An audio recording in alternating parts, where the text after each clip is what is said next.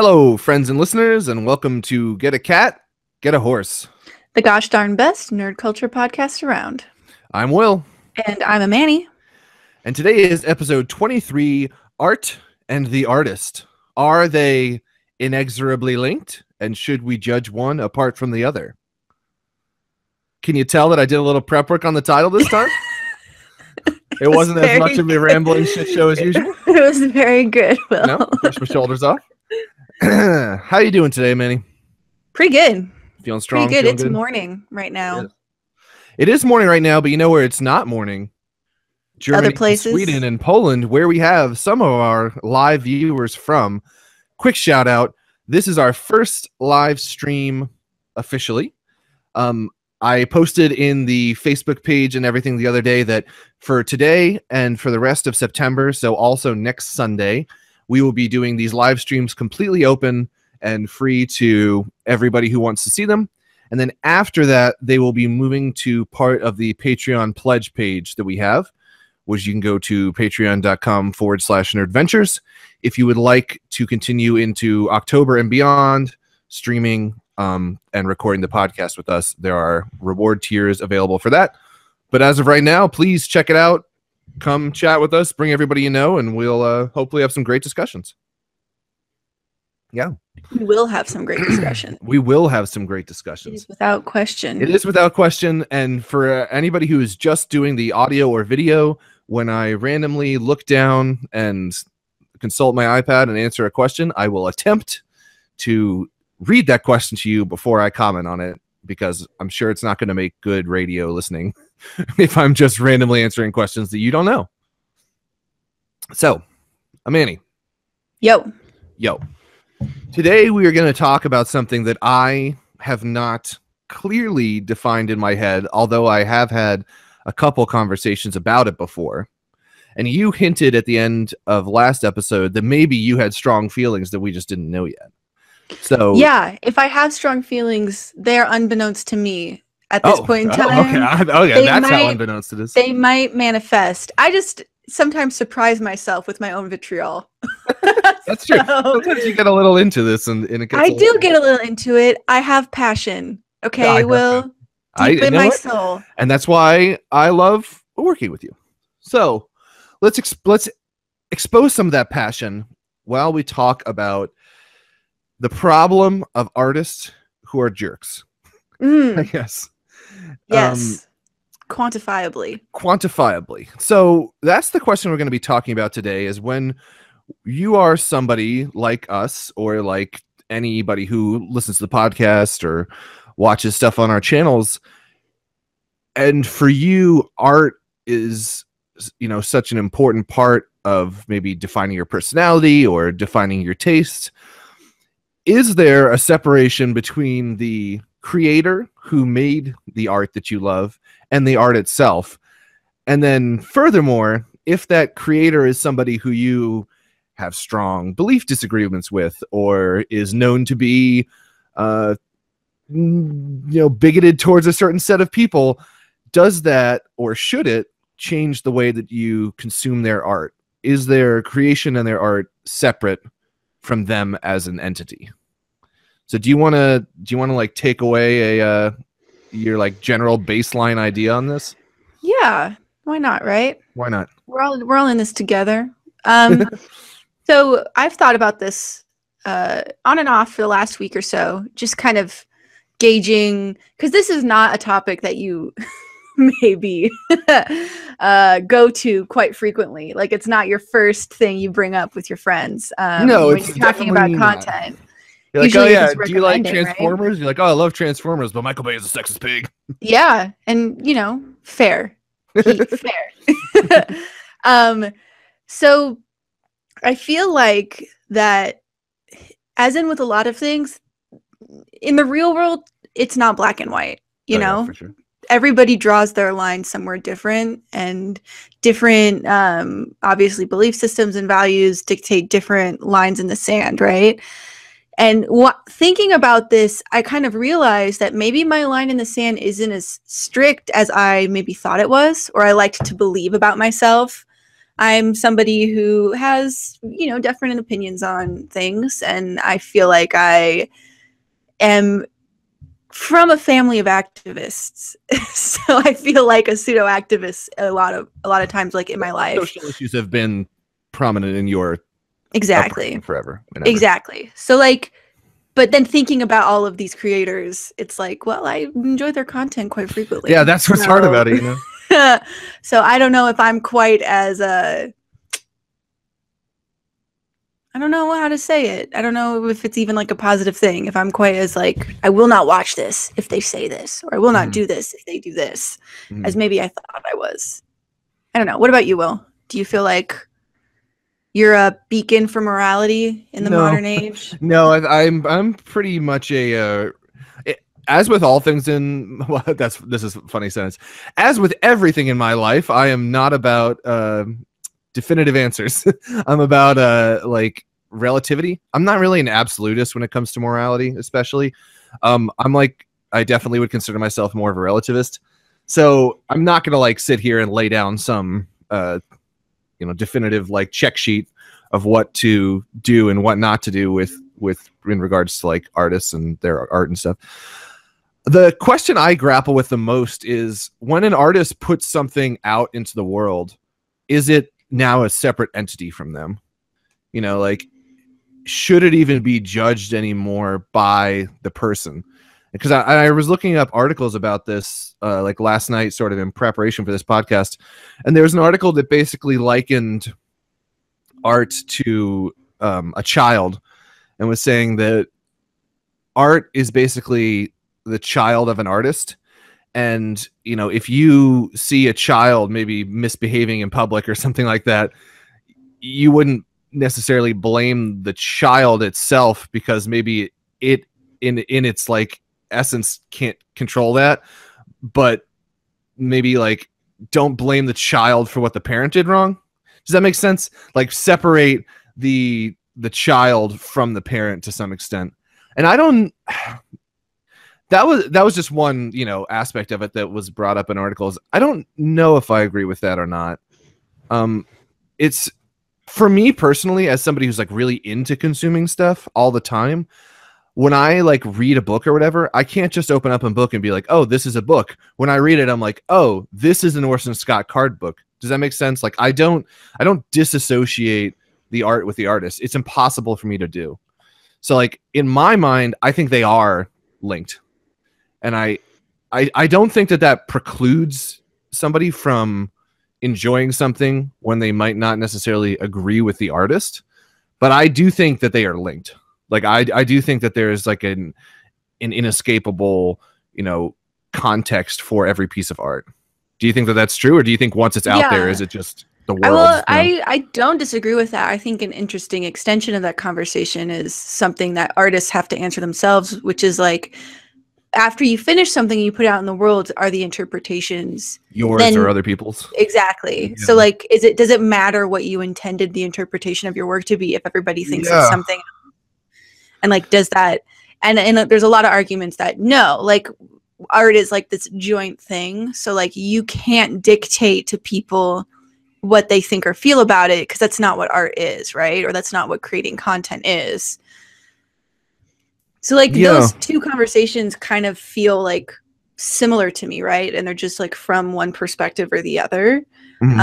And it's interesting that, and I kind of agree with you. Like on one side, I'm like, no, they're separate, right? Like, or maybe no. What I meant to say is no, they're linked. Like it matters to me who makes it and how and why. Like the same way as you. Like I don't go in reading Y the Last Man as like this thing. I go to read a Brian K. Vaughan comic. Exactly. Yeah. I care about who makes them. And like in a lot of ways, like once you know something about a creator, don't you get that like weird tickle? Like when you read their thing and you like feel weird about it. Like I can't read Grant Morrison stuff now without being like, like I don't like this. Like he's casting a spell on me. And like whether or not I believe in magic is kind of irrelevant, because he believes in magic, and like his intent is to like manipulate reality into something that I kind of fundamentally like disagree with. Like Isn't his interpretation. Well, I think, yeah, but that doesn't make it any less agreeable or disagreeable then, you know? Because, like, in a lot of ways, like we talked about last, you know, the top 5, like we enjoy things via our, like, the way we think about, like, the universe, you know? Like, you want to be depressing and I want to save it, I think is what we established. Yeah, right? But I meant, like, in the sense of, do you think that anybody puts anything out there with the intent of having no impact on people around them? Like, No, but I don't think that people cast spells to, like, make other people have sex with them. I don't think that's quite as common and feels a little different to me. Do you know what I'm saying? It's that whole line in the sand thing. Mm-hmm. Like, for you see that and you're like, oh, like, this is a legitimate way this guy has decided to, like, interact with the world around him. This is how he, like, makes sense of the universe and, like, wants to create an impact. But for me, it's like the way that he's chosen to do that is to, like, I don't know, like in a way that you don't not have to deal with another person, instead, like, force them to do and be what he wants them to be. Do you know what I'm saying? Yeah, I can understand. I just don't Which think makes me uncomfortable. I don't think it's fundamentally any different from any other, like, type of artistic endeavor. I think he just is, like, more explicit about it, about saying what he's, because, you know, because, like, I think there's plenty of people that put out things with the intent of, like, creating social change or mind change, but they maybe, like, they don't get up on a podium and say, I'm trying to change you with this. And so, like, when he identifies it, maybe it makes it a little scarier or, like, more real. Does that make sense? Yeah, it does make it more real, which is scary. Yeah. Sure. Olga made a really good point. She said, wouldn't values and ideologies from the artists reflect in their work? So, like, you can't really say, like, well, and I mean, again, maybe it goes back to the kid argument, right? Like, well, the kid learned to be racist from his parent. It's not the kid's fault he's racist. But at the same time, like, I don't think we would be talking about this stuff if we didn't think, like, content mattered, you know? Mm-hmm. Like, and content, like, affects us in some way. Mm-hmm. So maybe in some way I'm kind of, like, admitting that I think Grant Morrison, like, has power, like, in these situations. And, like, I'm uncomfortable with the way that he's using it.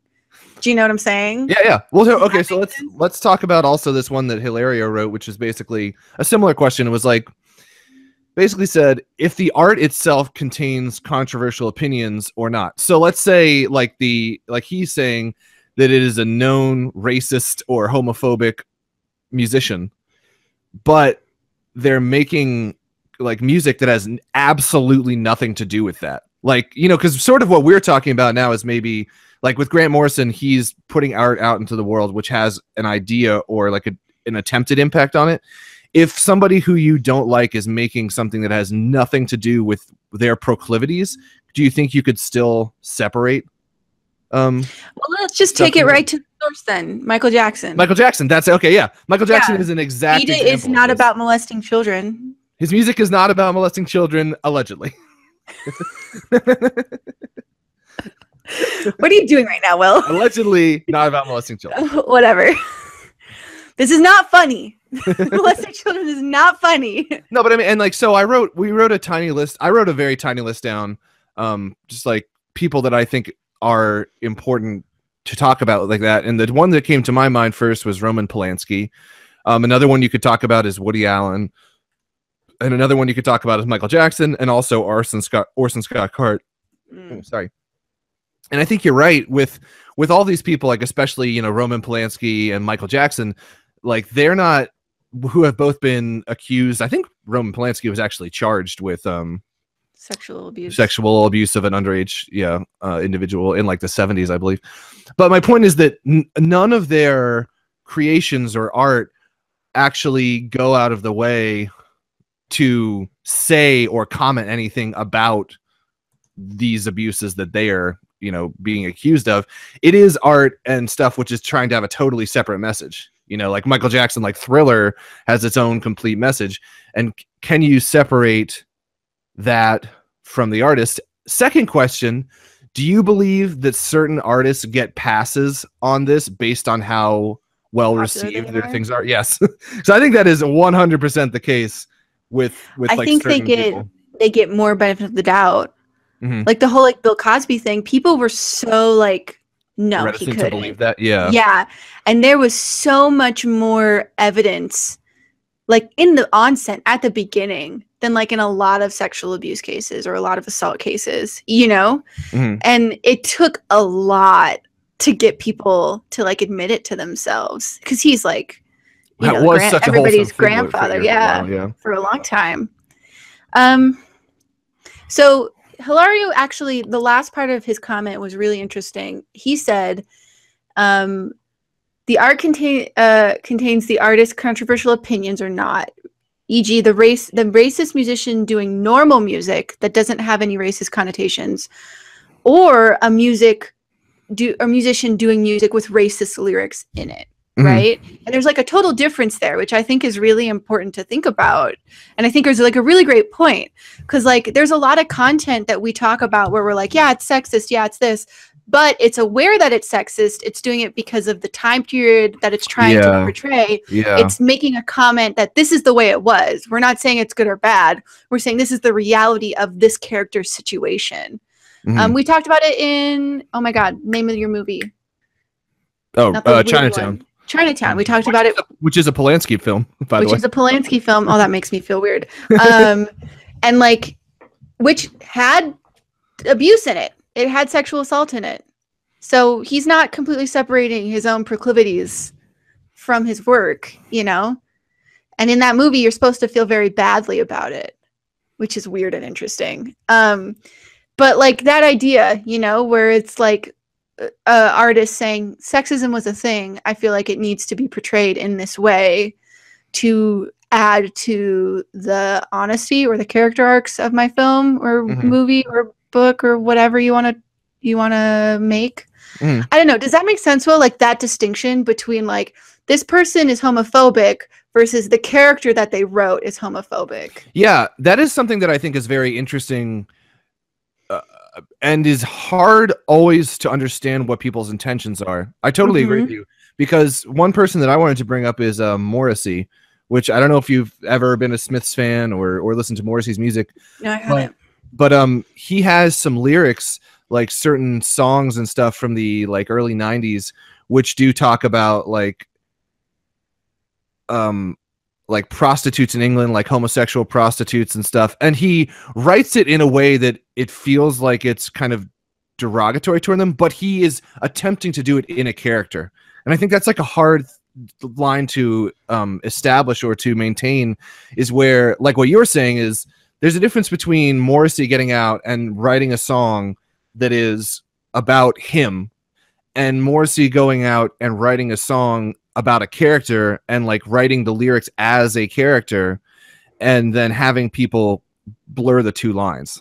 You know what I'm saying? Like it's hard to know the intent of somebody.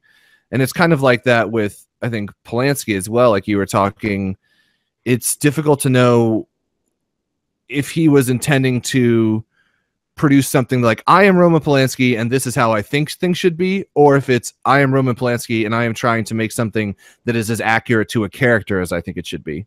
You know, like whether or not you're speaking on behalf of yourself or on behalf of a character and a story you're trying to serve. Well, I think there's also a line between like people who take action and people who think things I disagree with, right? So like, for example, somewhere in between like Orson Scott Card and like Michael Jackson, there is like a difference. Oh yeah, in absolutely. Like, how I feel about them as people. And maybe this is me trying to justify the fact that I think Ender's Game is a really important novel. I really enjoy it. I think people should consume it. I think it's in the zeitgeist at this point, and we need to like be respectful of that. Like there's a reason it's in the cult, like the nerd zeitgeist, you know, like it's important to consume. But like, I feel like I can't really listen to Michael Jackson music anymore, you know? So it has been changed fundamentally. I just feel weird, you know? Like I cannot handle Bill Cosby, you know? Like I can't do it. And but Ender's Game is you're feeling it's like free game. Yeah. Okay. Like I feel like people should consume Ender's Game. Yeah. And maybe part of that is like he doesn't go on like homophobic rants in like the middle of his sci-fi novels. And like maybe it's part of the fact just that during his signings. Yeah, just during his signings, which is totally different. But I think it's also part of the fact that like I lived in the Middle East for a long time. I live in Utah right now. I go to BYU, or I went to BYU. I'm almost done at BYU. I have been constantly surrounded by people who fundamentally disagree with me on a lot of things, you know, like that has been like a constant in my life. And at some point I have learned like, listen, like I don't agree with them. I don't think it's right.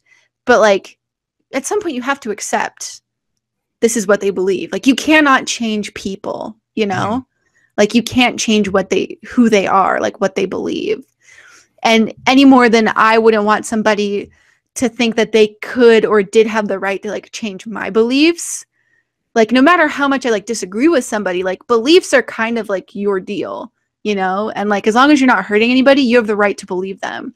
So like you have the right to be homophobic. What you don't have the right to do is like go up and like beat homosexual people. Do you know what I'm saying? Like there's a line there. And like when you act on it, that's where like my line kind of gets drawn. So if there were a lot of stories on like Orson Scott Card like discriminating against like physically like homosexuals and like I don't know where my line would be. Do you get what I'm trying to say though? I know what you're trying to say. Like, I mean, it's a plea but like belief and action, there's something there. Oh no, I totally agree. I absolutely agree, and I think that's part of why I like Morrissey. I'm going to go back to Morrissey again. Sorry, just because it's something that I think is very apt to this. What's his name? His name is Morrissey. His name is Stephen Patrick Morrissey, but he just goes by Morrissey. Like that is his. He's just a one word guy. Yeah, like that's how he's like Bono or The Edge. You know. But I mean, that is exactly the thing with him is like a lot of people really dislike him because he is extremely vocal about lots of things. I mean, he's like a very militant vegetarian, vegan, has been for a long time. He's very upfront and in your face about things. And I think, you know, it's one of those things where it's like what you're saying, the line between saying something and then acting on it, like he definitely has ridiculous stuff that he said that I don't think even he really believes, but I think he says it to become part of the conversation. But what he actually would do in his actions doesn't always match up to that, you know? So like, it's hard to know, like, because people can say anything. Like, you could say anything you want, but you know, it might not reflect itself in how you actually behave. And so I think like for me, it's much more important to judge somebody on behavior than it is to judge on what they're saying, because oftentimes I think especially today in like pop culture, it's more about staying in the news than it is about staying in the news for the right things. Like it's more about just getting your name out there and just having people Google that rather than feeling like everything you put out there is like the most accurate representation of your like deep beliefs. Yeah. Another example of that would be like Kanye West. Yes, Kanye West is definitely, yes, he talks a ton of shit. Yeah. He's interesting to me. He's kind of, to me, like the Donald Trump of like Morrissey. And that's kind of what Morrissey was in like people. The 90s. Yeah. Yeah. Just kind of says like he's kind of crazy. He's kind of like a narcissist. He kind of just says whatever he wants, like whenever he wants, and does whatever he wants. So in the comments, they're kind of going in a different direction than we have been. They're talking about how like the circumstances, like accusations are different than reality, you know? Yeah. And like accusing somebody of something isn't the same as them being guilty of it.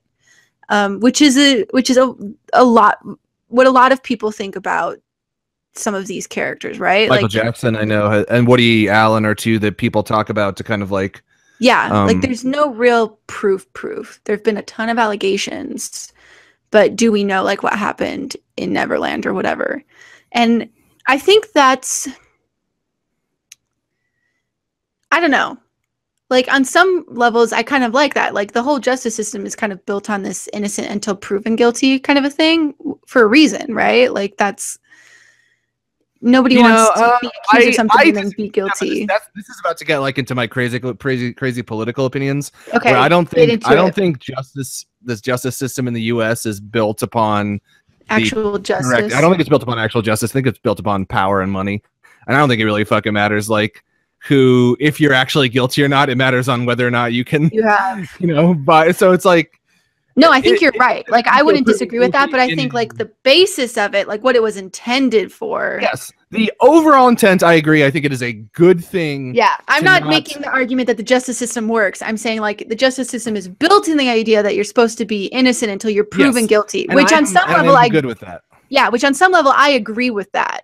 So like maybe that's something I should be like porting over to like my own like belief system. Okay.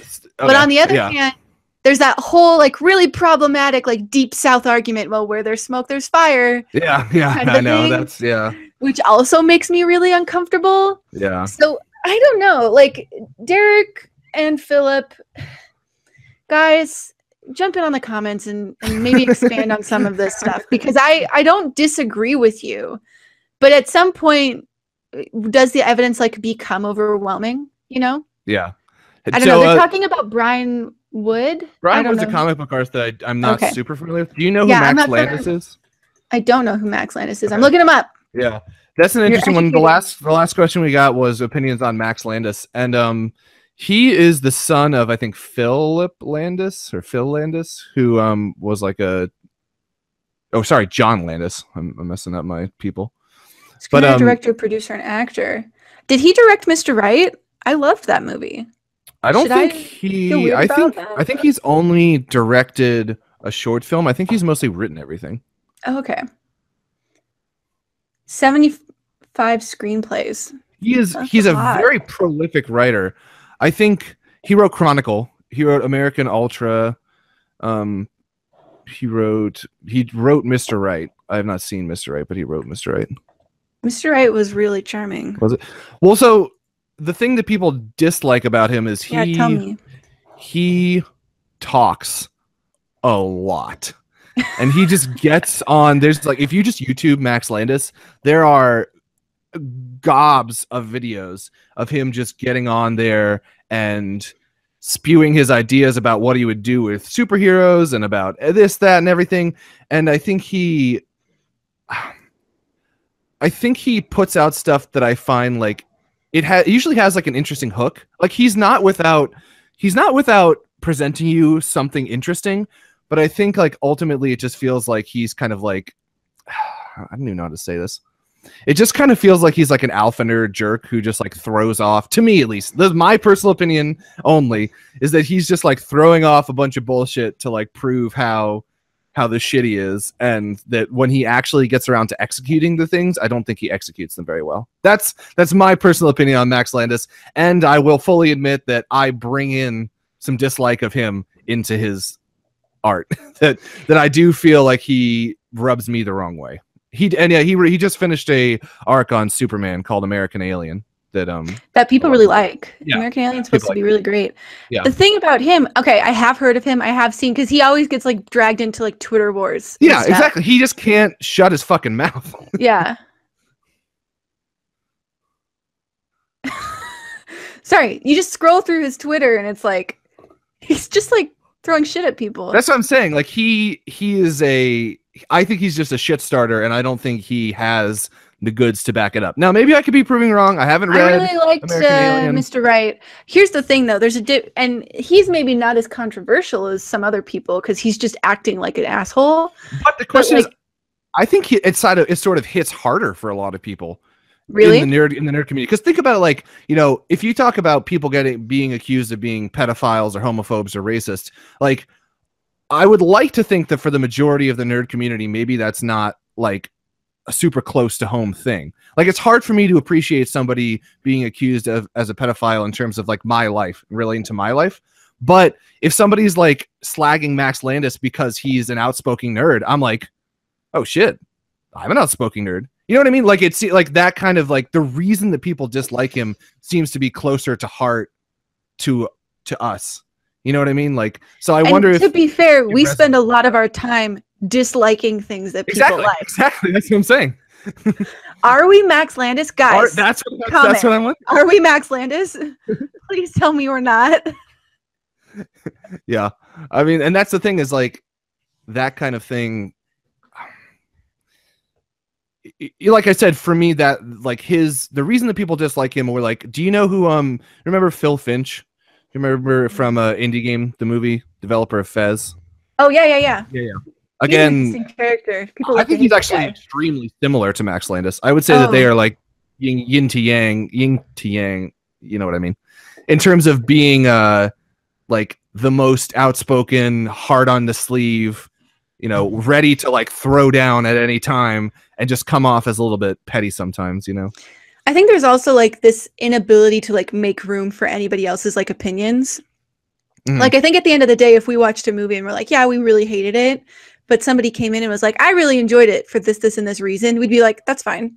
You know what I mean? Yeah, like, we wouldn't get mad at it. Yeah, it's because the internet and like Twitter specifically is kind of designed as an echo chamber in that sense. It's very difficult to have a decent conversation at 140 characters. Yeah. Like if you're just tweeting back and forth at somebody, you're kind of like distilling it down to the very base of like, fuck you, this is why I'm right kind of thing. It's not really about having a conversation anymore, which is a little bit frustrating. And all right, so can I take it on to the next question that I had on this sheet? Yeah, let's do it. I'm reading comments right now. Guys, cool. You're so smart. I know, right? I mean, we're so smart.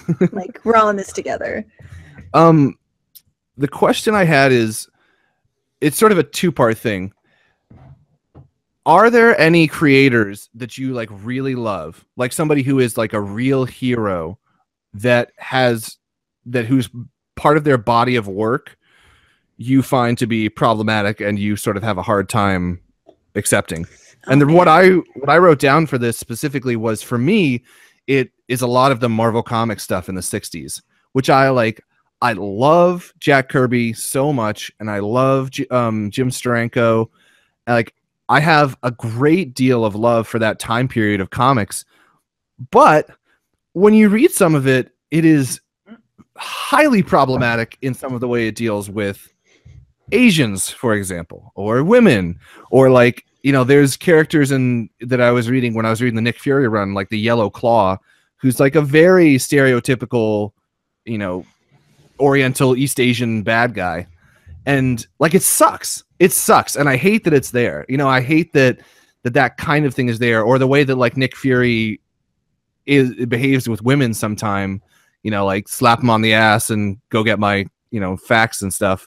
It's that to me is more difficult to reconcile. Like, I don't really have much skin in like the Michael Jackson game. I'm just like, whatever. I don't like Michael Jackson anyway. Like, yeah, it doesn't hurt if I think he's a shitty person, then that's fine. I don't like his music, so that doesn't matter. But when you get into this stuff in the 60s and like 70s that I do deeply love, and then there's a part of it that I'm like, oh God, oh man, this is hard to digest. And it's one, I think I can say, I've been tempted to say, and I have said in the past, oh, it's a product of its time. Context is everything. And to know that maybe they're not being malicious in a certain extent, but hey, yeah. So this is a classic phrase, the product of its time. Any thoughts on that? I don't know. Product of its time is hard, because I do understand that if the majority mind share is in a certain way, then the art will possibly reflect that. But at the same time, somewhere down in my like heart, I'm like, oh, I want to hold people to a higher standard than that. Like, I don't want to look at Jack Kirby and say like, oh, he was just, of his time, he was a little racist. Like, that still sucks to me. I don't want that to be the truth. Like, I want it to be like, he should have been, more progressive or fighting, because he was in a lot of ways. Like, if you look at a lot of the things that he was doing, and there's comics from that time talking about, there's like famous Superman ones where he's like, if anybody tries to tell you how to believe, then they're not American. It's like it's a very progressive view of Americanism, because a lot of Marvel Comics writers were like Jewish kids from New York, who had shitty lives before that. So I don't know, like, do you have any thoughts on that? Like, has there ever been anything for you like that where you get to it and you're like, oh man, I don't want to accept this about that person? I have actually two thoughts about that. Two kind of unconnected thoughts. So the first one was I used to do that all the time. Like it's a product of its time, you know? And I think the classic example of that would be like the founding fathers owning slaves, right? Yeah, like, something like that. You want to, in a lot of ways, you're raised in this country to idealize like America. And like, especially the founding fathers are these like heroic figures. And so when you discover that they have had slaves, like for me, it was like, well, like I was like 13 or 14, like, because nobody talks about it because it's like not cool. And I was talking to my dad about it, and he's a human rights activist. He's from Jerusalem. He's Palestinian. Human rights is a huge deal to him. And I threw down, it's a product, like they're a product of their time, right? And he's like, bullshit, you know? Slavery is wrong, like no matter what time you're born in, you know, like subjugating. That's the hard thing to navigate, you know.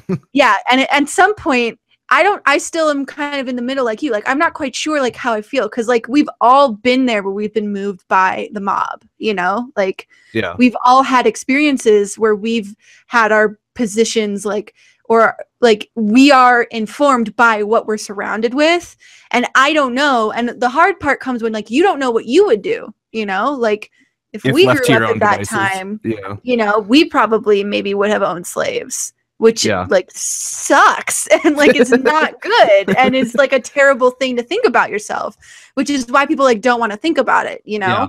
Like nobody wants to admit that there's like a slave owner in them somewhere. That's why I think this particular branch of questioning is like, to me, is much more personal. Is like if I say write something right now, and then in 30 years I look back and I'm like, holy shit, like how was I so ignorant about stuff? You know, like it's hard to always be forward thinking in a way that is not that is going to hold up, you know? You know, like in a way that it will not seem like it's backwards or racist or negative in future years. For me, that question though of like, wow, this is sexist and that bothers me, you know, I don't know if I should like it, is like constant. It's like always. Like just this past week I rewatched Ocean's 11. And there's nobody like beating women in that movie. No women are getting their asses slapped. No, but it's some like pretty low key sexism like all throughout it though. There's just one woman in it, and she does shit all for the story and the plot. And it sucks because that movie is at its core really well made. It's a well-written script, it's well acted, it's well shot. It has an interesting point of view. I like it. I think it's a good movie. I enjoy that movie. That movie is sexist as hell, you know? That movie doesn't represent me in any kind of way that is like good for me or like my community, right? Like as a woman. And like that's rough. And the reality is like 9 out of 10 movies hit that mark for me where it's like, wow, like movies that I like, you know? Like, wow, I really enjoyed that movie. That woman doesn't really do much of anything. Mr. Right is a perfect example of that. The girl in it is like a manic pixie dream girl, and like and the dude is just like this badass who like just tears shit up, you know, and like saves her and like kind of maneuvers her into like this, you know, beautiful relationship, you know, and is like very much like in the driver's seat. And like for me at this point, the problem isn't that, oh, these women are this certain way, like women aren't that way, because like who's to say what women are and what women aren't? It's just like there's not enough of us to get a spectrum of anything. When you always get the same thing, it's not, it can't be representative of anything. So I like have this constant struggle with Hollywood now, you know, with comics now, where it's like, should I like this even though I know it's good? Like Planetary is another great example of that. Like as much as I want to love it and think it's perfect, like it's not great to women and minorities. It's not as bad as other things, but is that enough to give it like a gold star? Is it enough? Yeah, exactly. Is it enough to say as bad as other things? Is that what we've gotten to? The point with like the content, that's where I've had to get to, you know? Yeah. And, you know, and for me being like a hetero white male, like I don't really think about that much. Yes, Michael Bay is my number one enemy filler, by the way. I agree with that. You know, it's sorry. Yeah, that's interesting. Yeah, I don't know. I don't know the answer to the question. I just know that I think like For me personally, I guess my whole takeaway from this is that personally, I think context trumps content in a lot of instances. What do you mean by that? I don't understand that. I mean that trying to view things in a vacuum and say, read 20 Jack Kirby stories and then try to make a judgment about him, or watch, 3 Michael Bay movies and try to make a judgment about him, or listen to 2 Michael Jackson albums and try to make a judgment about him. I think that's a mistake and is kind of like futile. And that's kind of what I was going back to earlier, with the sense that art is always tied to the artist. Like, for this, just for me personally, like I think that it's more important to be like a proactive consumer and kind of like not just listen to the record, not just watch the movie, not just read the comic, but to look at what was happening around it, who that person was that made it, and like what, time period of their life they were in and stuff. Like, and I'm not saying that to try to excuse, somebody like Jack Kirby, even though like I don't, in my head, I still see him as a positive person, even though like there are, undeniably some things you could point to that are not great. But like, I just feel like, to me, it is much more about understanding a piece of art in its context and less just about reading it for what it is. Like, I am not somebody who would separate art and the artist. Like, I don't think it can be viewed disparately, I guess. Well, I think also, like, you have to, at some point, you have to humanize people, Like, MLK cheated on his wife. There's some pretty bad stuff about him out there in the world. Yeah, and I wouldn't think it would be fair for anybody to argue that he wasn't like a positive force for the United States, right? So, like, he's not an artist, but his contribution to society politics. is This important. is something that like also was brought up with Bill Clinton when it was, when he was being indicted. It was like, does his personal affairs affect him being a good or bad politician or not? Yeah, and a lot of people said no. Same thing with Martin Luther King. It's like, does his personal behaviors like devalue his social work? I wouldn't think yes. I don't think the answer is yes on that. So there are some interesting comments here. Blackpool made an interesting one. So, product of their time. So, say 100 years from now, people point to us and our reckless use of fossil fuels and what it does to the earth. Should we all be persecuted, or is it just our culture? Right? Like, I think they're going to persecute us. Well, it's kind of what's going on with like baby boomers versus millennials now, where it's like, in this election, especially people who are supporters of like more left stuff with Bernie Sanders are sort of pointing at past generations and being like, why didn't you stand up and do anything? Sort of accusing them of like, you went too far along with the like, oh, it's just a product of our time and let's just roll with it. Like, where was the like moral compass when you were doing that stuff? Yeah. And that, that is the exact same question with like, earth preservation and fossil fuels now. It's like, who has the power to stand up and say like, this is wrong when it's so wildly ubiquitous? But then there's that argument where like, change only comes from somebody shaking it up. Like somebody saying it wasn't right. Somebody coming in. I was listening at work last night, the John Mayer song "Waiting on the World to Change," which is like, I mean, I'm not like a big John Mayer fan at all. This is just playing at work, and I was like, your favorite song, admit it. My favorite song. You love John Mayer. And I was like, oh, this is actually pretty interesting, in the sense that I like very much disagree with him, because like the whole song is about how everything's screwed up and you're just taking a cat nap. And you just, and I'm just going to like sit this one out until you guys sort that shit out.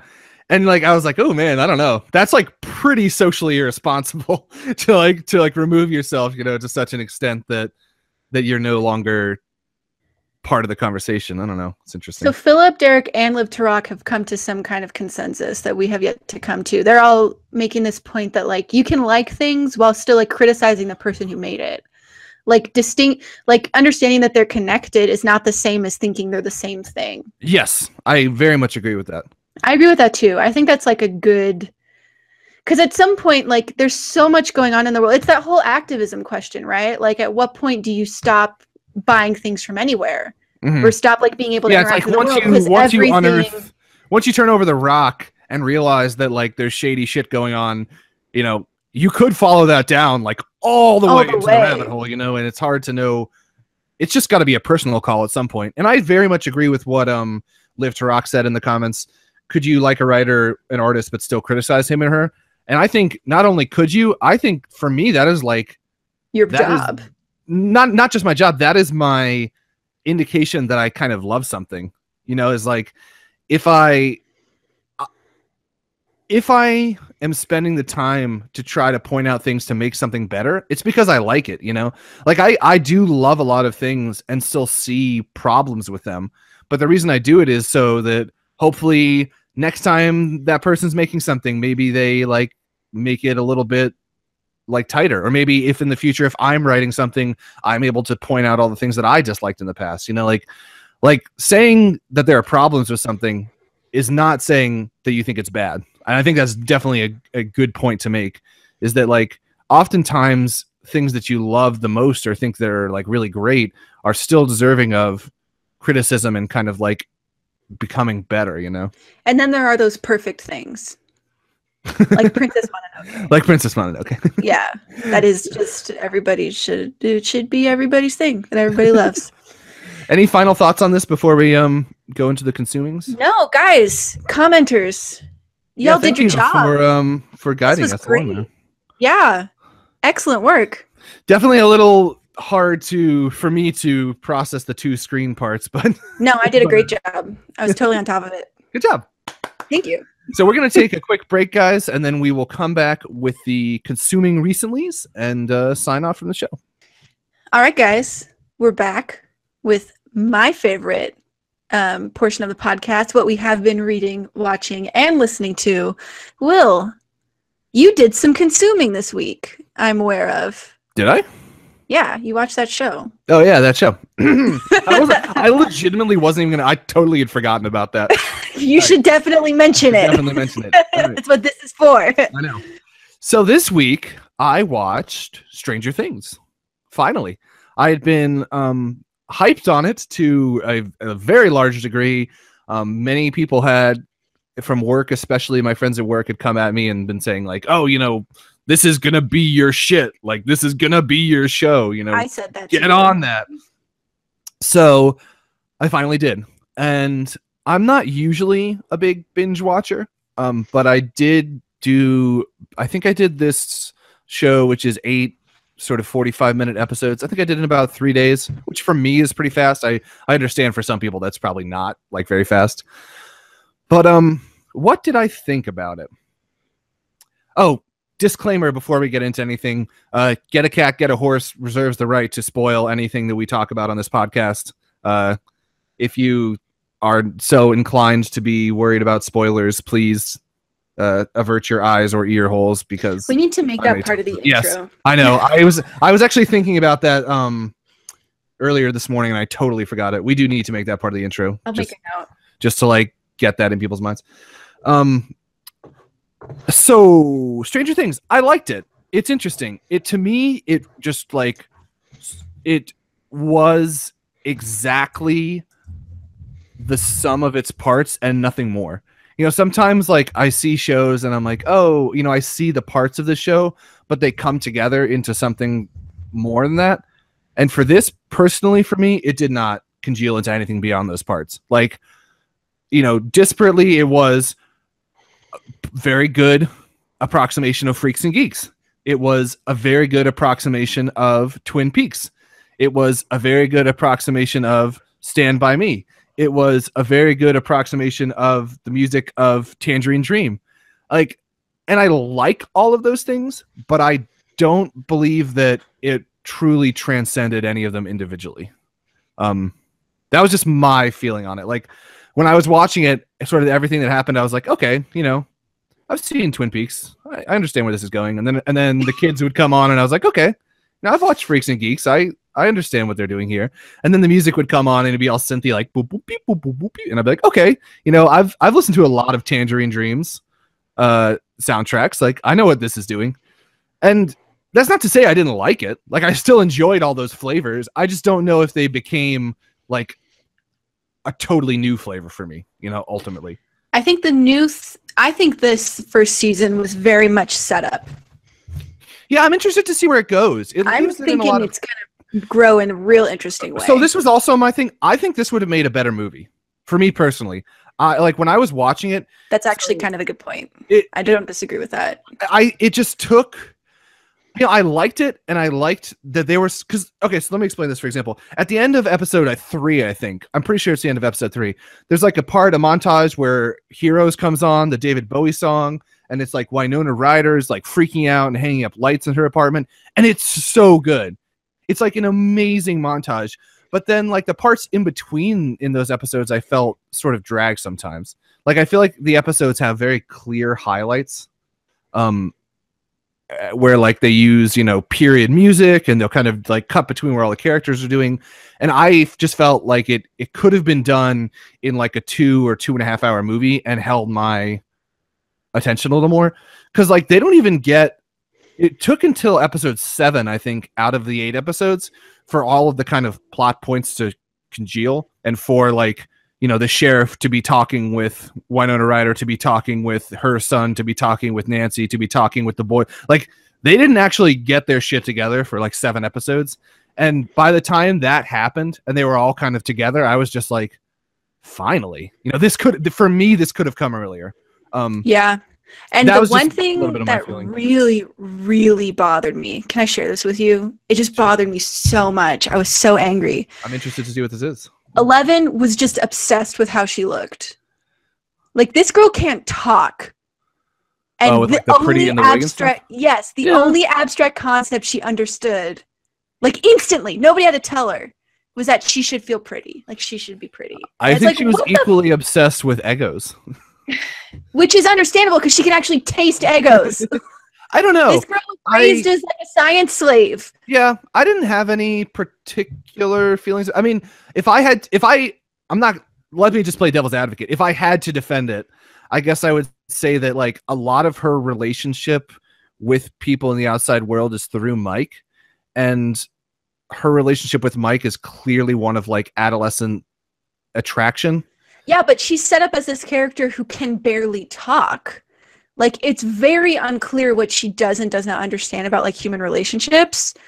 And, like, they make it so that relationship, that, like, pseudo-romance is very much one-sided from Mike's perspective. Like, he has to explain to her what that all means. Yeah. Into, like why you would go to a dance with somebody. Why you would do this. Why you would do that. But, like, she sees Nancy and she's like, she's pretty. I want to be pretty. And it's like, what the fuck?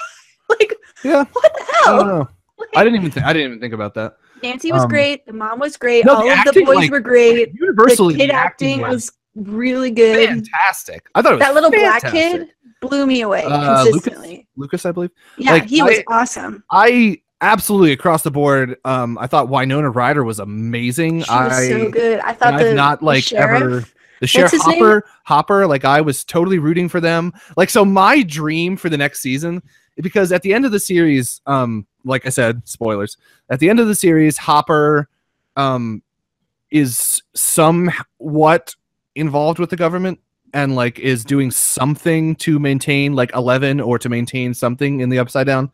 And my like total dream is that Hopper and Winona Ryder like become like the Mulder and Scully of this town in wherever they are in Idaho or whatever. Like, I would love that if they basically like become this like paranormal solving team with the rest of like. You want to make it an episodic. I would I personally. You want to make it a procedural cop drama, Will. That's your idea. I'm not saying that. That's just like, I would like that.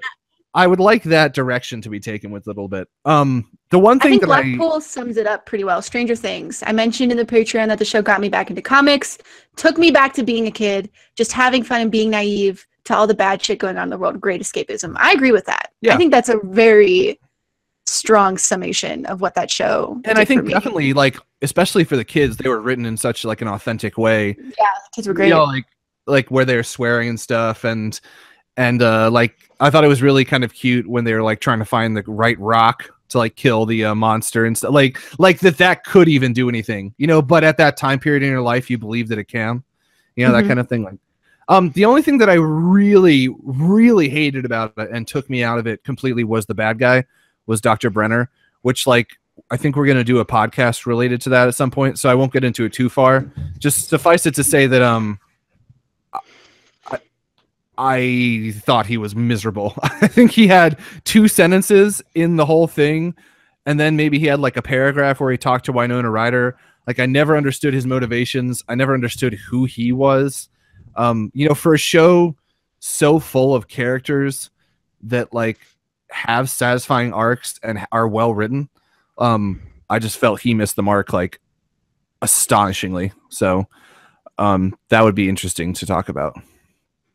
Yeah, I don't have strong feelings about Dr. Brenner. Even what's his name, Steve. I ended up loving Steve, like Nancy's boyfriend, Steve. and then Steve's but the like worst. yeah, but he kind of had, but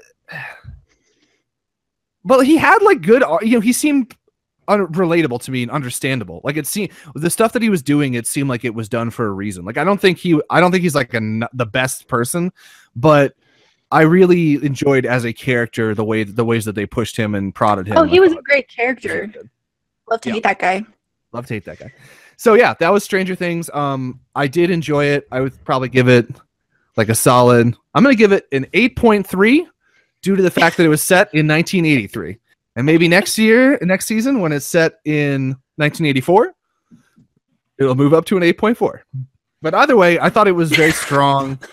I enjoyed it, but I did not love it. And there are definitely some like things that I, you know, could.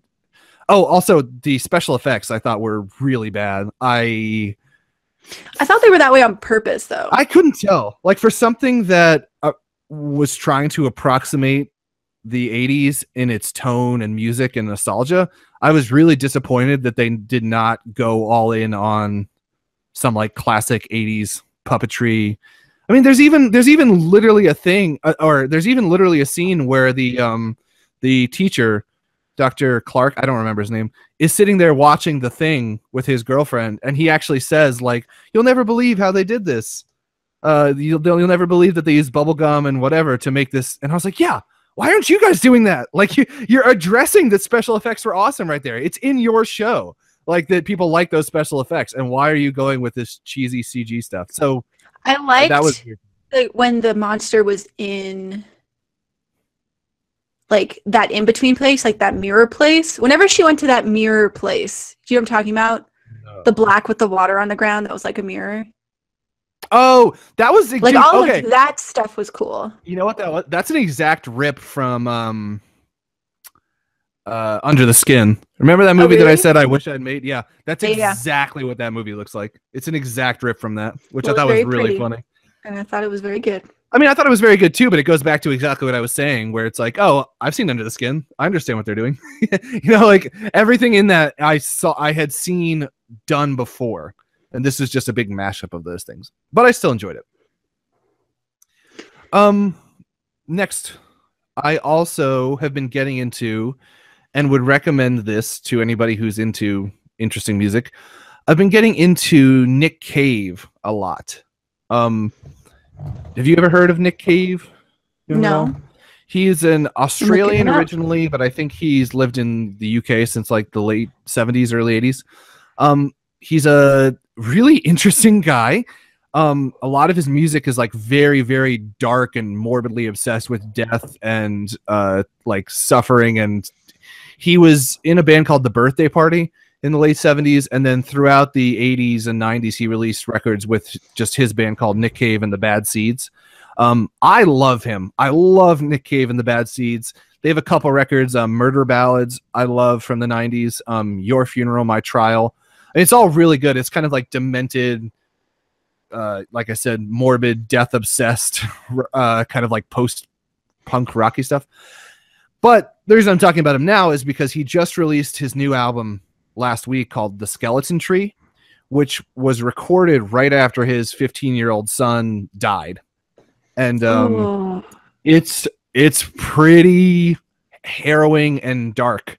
So you have to be like kind of in a place to kind of follow Nick Cave along, which has always been the case with his music. He's not a sunny day kind of guy. He's like a, you know, snowy weather and like things are terrible kind of person. But it's really good. Sonically, it's not really like rock music. It's kind of like noisy soundscape, like shaping sound, kind of like that's very unsettling, or kind of, it's more like laying a foundation, and then it's almost him like doing spoken word stuff over it. I like it a lot. I don't know, you know, in fact, I do know that it's not going to be for everybody. However, if you have ever been interested in Nick Cave, or if that like type of kind of like really dark place music is something that you're looking for, I'd recommend checking it out. The Skeleton Tree. It is out and around, and I like it. But you have to be in the mood. And then lastly, I finished Camelot 3000, which we talked about last week. I'm going to do a review of it like next week. It was good. I liked it. Ultimately, I thought it was fun. It kind of like, it didn't have a lot of consequence or a lot of like crazy stuff going on, but I did enjoy it quite a bit. And I think I will talk more about that in my review so as not to spoil it any. And then finally, I've been playing through BioShock Infinite. Have you ever played any of the BioShock games? Nope.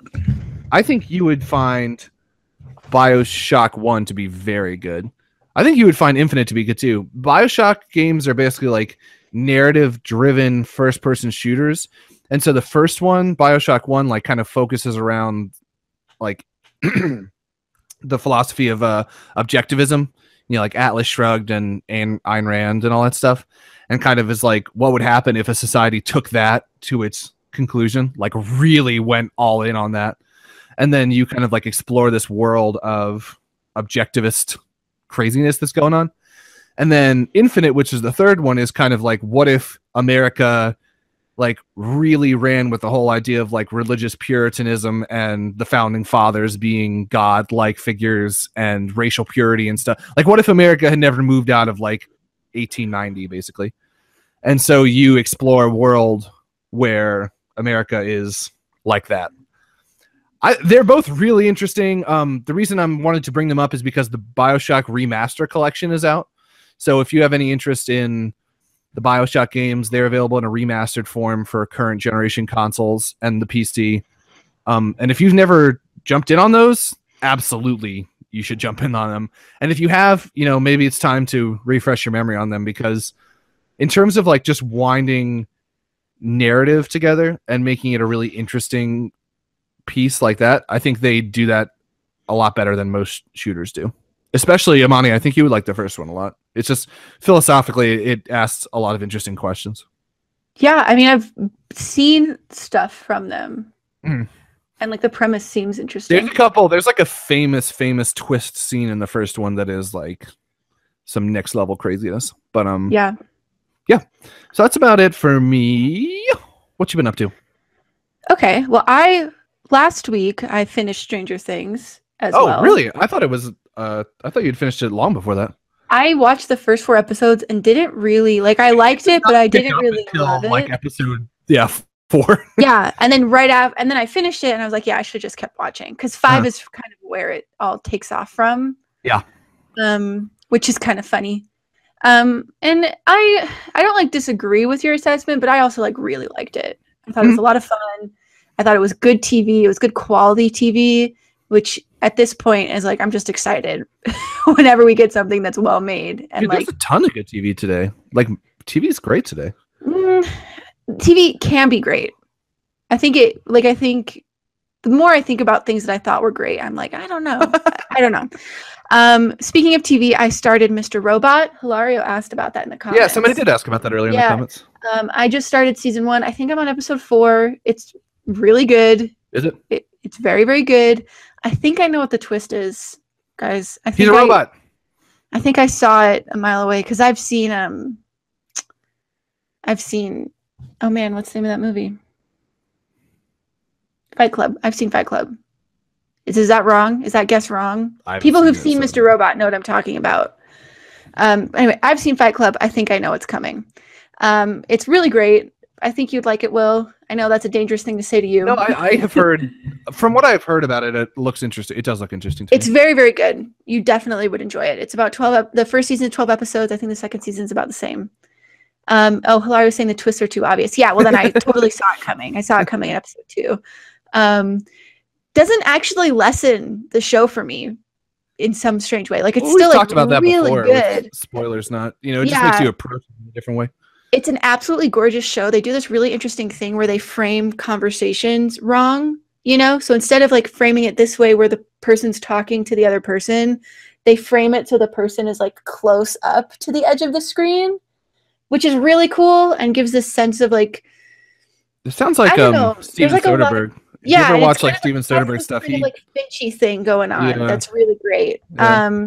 It's really good filmmaking, really enjoyable, great script. Amazing acting. The main guy especially knocks it out of the park consistently. All very good. Only 4 episodes in. I'm definitely going to finish it. You're right, Hilaria. A lot of other strengths. And then what else have I been into? So there's now Netflix is doing this thing where it's like, look at all the things we just added in the last like 4 days or whatever. Mm-hmm. And I clicked on that and I saw a documentary called Dorvanaut, which is about this guy. Yeah, I saw that too, but I don't know what it is. He basically is this guy who's into Dungeons and Dragons, and it's a documentary. It's about this guy who's into Dungeons and Dragons. He makes like little Dungeons and Dragons, like tiles, so you can like build dungeons and stuff. Tile sets, yeah. Yeah, and I think it's called Dwarf Works or Dwarf Iron or Dwarf something. His company. Vamp. I'm gonna look it up. It's really, really cool, like the stuff that he makes. The documentary was not that great. I was about to say, if he just makes stuff though, is there a hook in the documentary? Like, is he a crazy person? I think that was part of the problem. It was kind of just this sad guy. Okay. That makes it sound really bad. He's very good at what he does. He makes really cool stuff. He is into Dungeons and Dragons, and that's all very interesting. But I think the documentary is interesting because I actually think it could have been a really interesting documentary if it had like more of a perspective. If it had more perspective on what actually they were talking about. They just sort of followed him around. It was almost like a mom following around their son and like, look at how great he is. But then everybody else is like, wow, the son is actually like kind of flawed and like kind of weird and like doesn't have it all together. And that's actually kind of interesting. But the documentary isn't about that. Yeah. It's tough. Like, making a documentary is much more narrative than I think people understand. Like, great documentaries give you that, construct a through narrative through the footage in a way that it's not just a presentation dump of information, like it really makes you invested in it. And sometimes if a documentary doesn't have that perspective, it can be really flat. And it was really sad because like the hook of the documentary was that he was trying to get this Kickstarter funded, which is actually a fairly decent thing to, you know what I mean? There's money at stake, right? Like, it's a big deal. And like, there wasn't enough information about what the Kickstarter had going on for it and stuff to make that like a legitimate hook into the story that you just ended up following this guy around. I am into Dungeons and Dragons. I think it's cool. I've played, obviously. I like it. Obviously. I would love to play more. We should do a D&D game with patrons. Should. That'd be an amazing reward. Be so fun. That'd be so good. That would be so fun. Okay, the company's called Dwarven Forge. You should all go look it up. It's really, really cool. He makes these awesome build your own dungeon sets. And it's like these 3D hand sculpted, hand painted things that are gorgeous and beautiful and really fun. I would love to play Dungeons and Dragons in one of these. But the documentary itself fell kind of flat. So I would just skip the documentary, go straight to Dwarven Forge, the website, and look at those things and enjoy that. The last thing I want to mention is I rewatched Chocolat. Chocolat. I don't know if you've seen that movie.